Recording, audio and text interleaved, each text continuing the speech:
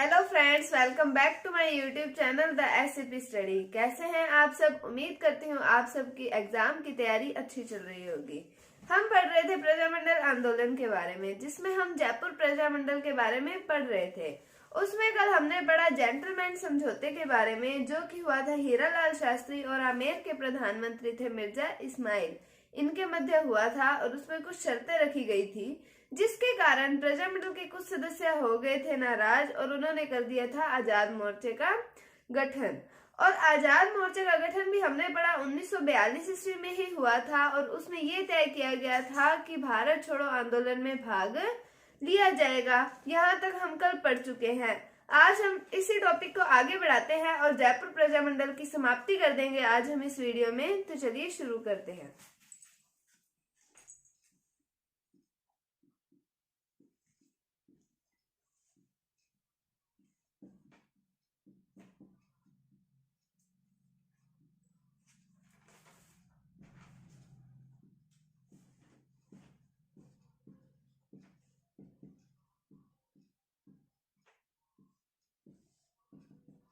बात करते हैं हम 1944 ईस्वी की।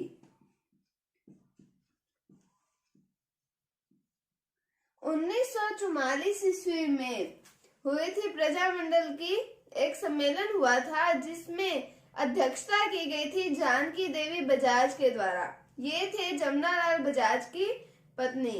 तो 1944 में प्रजामंडल सम्मेलन, जयपुर का जो प्रजामंडल का सम्मेलन हुआ था, उसकी अध्यक्षता किसके द्वारा की गई थी? जानकी देवी बजाज के द्वारा की गई थी। तो 1944 में जयपुर प्रजामंडल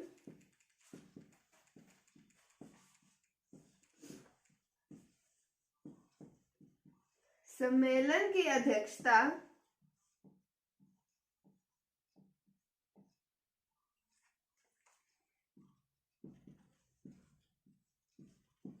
जानकी देवी बजाज,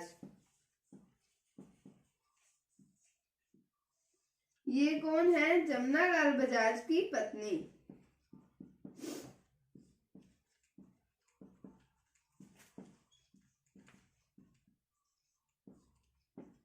इनके द्वारा की गई थी।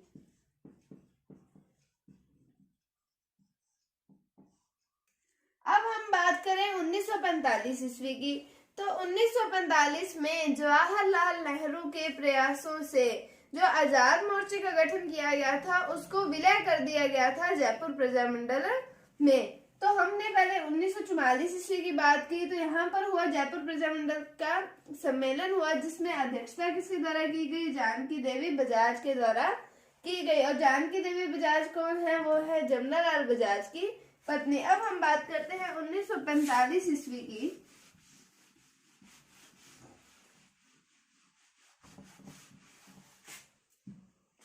तो मैंने बताया 1945 में जवाहरलाल नेहरू के प्रयासों से आजाद मोर्चे का विलय कर दिया गया था जयपुर प्रजामंडल में।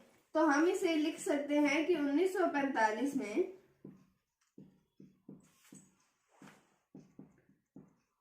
जवाहरलाल नेहरू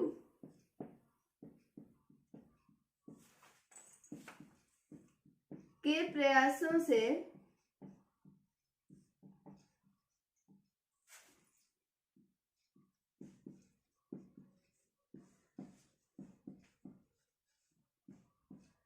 आजाद मोर्चे का विलय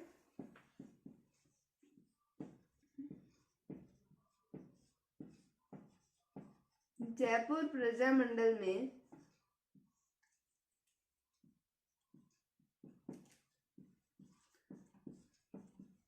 करवा दिया गया।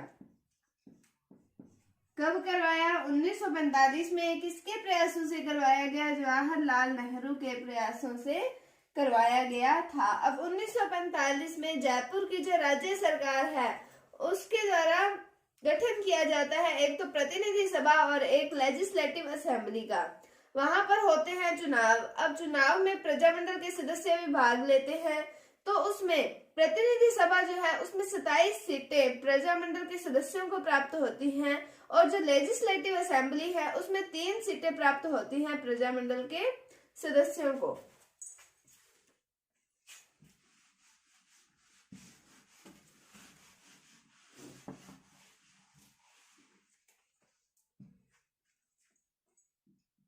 चुनाव होते हैं ये 1945 में। 1945 में जयपुर की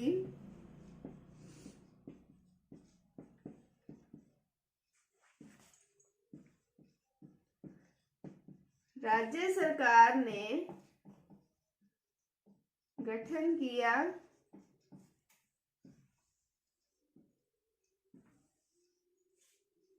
एक तो है प्रतिनिधि सभा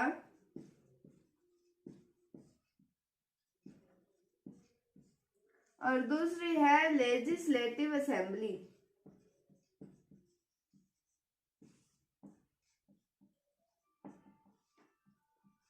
एक प्रतिनिधि सभा और एक लेजिस्लेटिव असेंबली का गठन किया गया। किसके द्वारा किया गया? जयपुर की राज्य सरकार के द्वारा किया गया। अब इसमें प्रजामंडल के सदस्यों ने भाग लिया। प्रजामंडल के सदस्यों ने भाग लिया तो चुनाव में कुछ सीटें इसमें प्राप्त हुई और कुछ सीटें इसमें प्राप्त हुई प्रजामंडल के सदस्यों को। तो प्रतिनिधि सभा में प्रजामंडल के सदस्यों को प्राप्त हुई 27 सीटें। तो प्रजामंडल ने यहाँ पर अपनी 27 सीटें जीती और लेजिस्लेटिव असेंबली में प्रजामंडल के सदस्यों ने जीती 3 सीटें। लेजिस्लेटिव असेंबली में 3 सीटें जीती।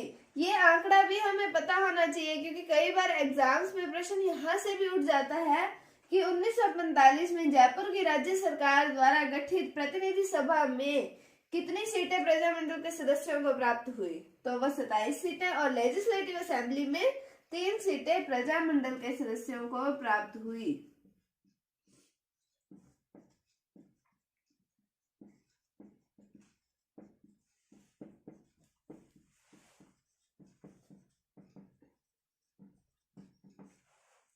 और चुनाव हुए 1945 ईस्वी में।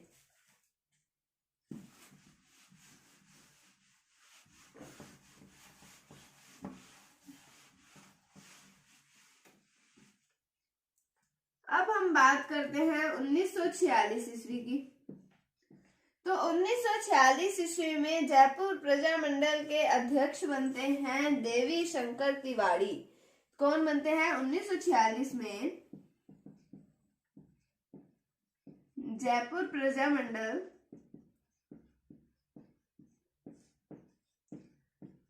के अध्यक्ष कौन बनते हैं?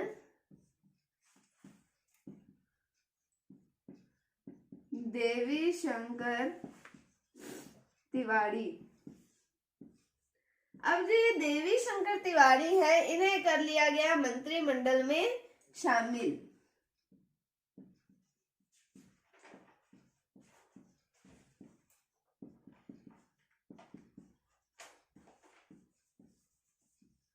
अब जो जयपुर प्रजामंडल है ये पहला ऐसा प्रजामंडल था जिसमें प्रजामंडल के किसी सदस्य को मंत्रिमंडल में शामिल किया गया था।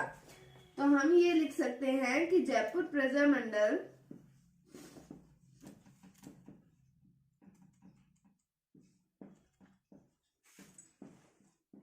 एक ऐसा प्रथम प्रजामंडल था जिसमें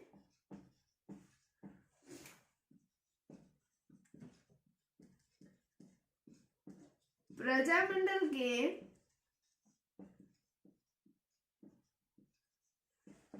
किसी सदस्य को मंत्रिमंडल में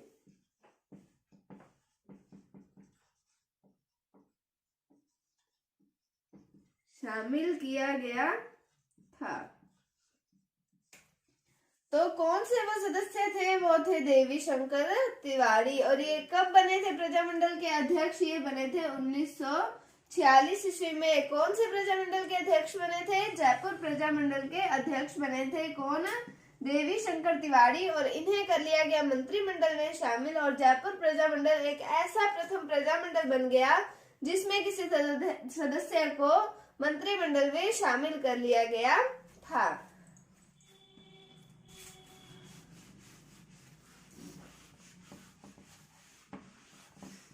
तो हम बात करते हैं 1 मार्च 1948 ईस्वी की। तो 1 मार्च 1948 ईस्वी को जयपुर के प्रधानमंत्री बनते हैं वी.टी. कृष्णाचार्य। वो यहाँ पर कर देते हैं संवैधानिक सुधार, और हमारा उद्देश्य क्या था? उत्तरदायी शासन की स्थापना। संवैधानिक सुधार हो गए तो यहाँ पर उत्तरदायी शासन की स्थापना भी हो गई, मतलब जयपुर प्रजामंडल आंदोलन यहीं पर समाप्त हो जाता है। तो क्या बात है कि 1 मार्च 1948 को जयपुर के प्रधानमंत्री बनते हैं वी.टी. कृष्णाचार्य, और यहाँ पर इनके द्वारा संवैधानिक सुधारों की घोषणा कर दी जाती है।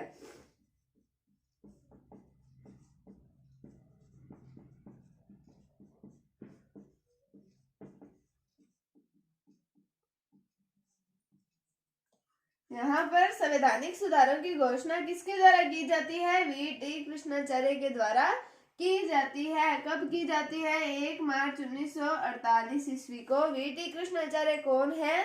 वो है जयपुर के प्रधानमंत्री। तो अब हम कह सकते हैं अतः जयपुर का विलय राजस्थान में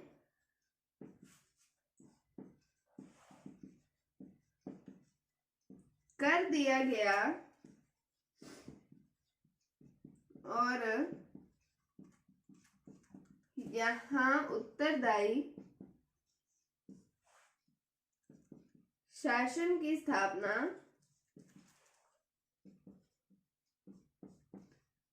हो जाती है। तो ये था जयपुर प्रजामंडल आंदोलन के बारे में। जयपुर प्रजामंडल आंदोलन में मैंने आपको स्टार्टिंग से लेकर एंडिंग तक सब कुछ बता दिया है, जिसमें मैंने आपको इम्पोर्टेंट क्वेश्चन भी बताए, कहाँ से एग्जाम्स में प्रश्न उठ सकते हैं उनके बारे में भी बता दिया है। उम्मीद है आपको ये टॉपिक समझ आया होगा। कल हम नए प्रजामंडल को पढ़ेंगे। अगर आपको इसमें कोई भी डाउट है तो आप कमेंट सेक्शन में पूछ सकते हैं। अगर आपको वीडियो थोड़ी सी भी अच्छी लगी है तो इसे लाइक कीजिए, शेयर कीजिए, और चैनल पर नए हैं तो इसे सब्सक्राइब जरूर कीजिए। Thank you, thanks for watching, bye bye.